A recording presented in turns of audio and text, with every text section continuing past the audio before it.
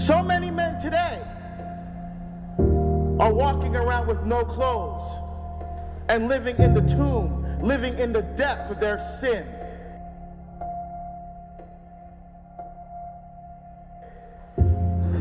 Many men have failed their families, the church, and this country.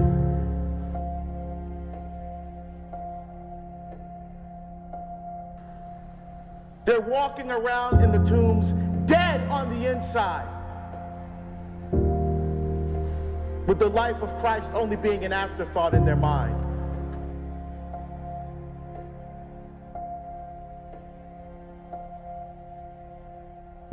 The more is getting to know him. What is the more?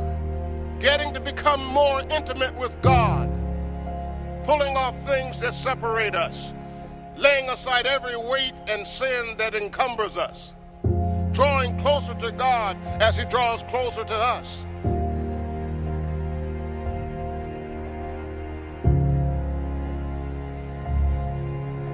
It's not necessarily easy to know God intimately because it calls for sacrifice.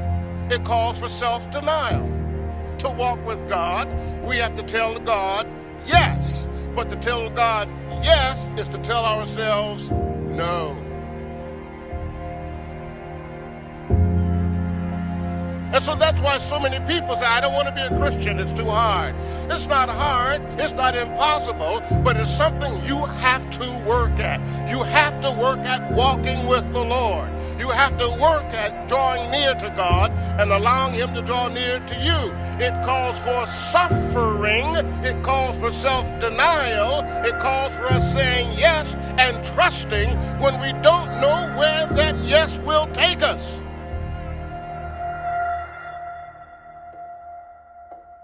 In the beginning, it was not so. We were made in God's image, in his likeness. Right? Say, amen? Amen. You got to say that with conviction. Because that's the truth. Is that each of us were made as a child of God in his image and his likeness. So we were designed for greatness. But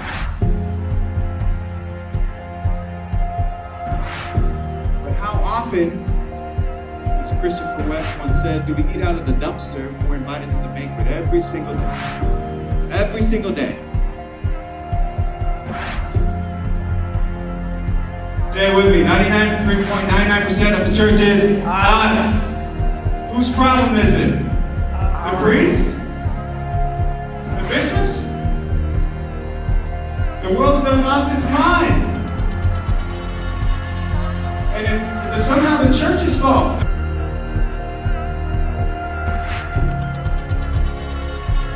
So I ask you, what is your demons? What is it in your life right now that's got you so afraid that you're living in the tombs, that you're walking around naked?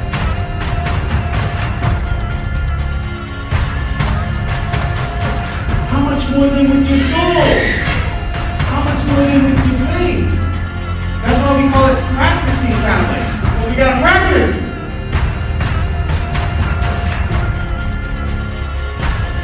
How much does God love us? I mean, God doesn't need us at all, but yet he loves us. God gave his life on the cross in the most horrible death possible for each and every one of us, for you, and for me. Ask for grace to lay it aside. So many of God's people are trapped in certain situations. Ask for God's grace to give you overcoming power. Because this is what we need to take the church forward.